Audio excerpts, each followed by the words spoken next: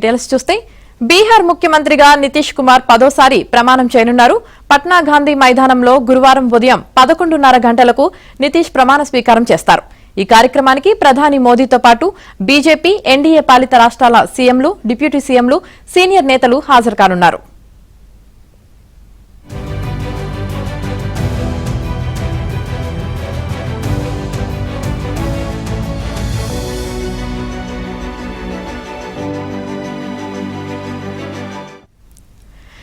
ఇప్పటికే JDU, BJP, LJP మధ్య మంత్రి పదవుల పంపకాలు పూర్తయ్యాయి. ఇవాళ 18 నుంచి 20 మంది మంత్రులు ప్రమాణ స్వీకారం చేసే అవకాశం ఉంది.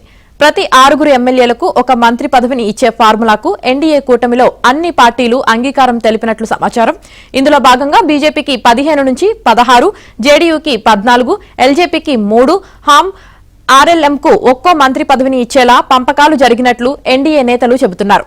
పట్నా గాంధీ మైదానంలో జరిగే కార్యక్రమంలో సీఎం నితీష్ కుమార్ తో పాటు డిప్యూటీ సీఎంలుగా సామ్రాట్ చౌదరి, విజయ్ సిన్హా ప్రమాణ స్వీకారం చేయనున్నారు.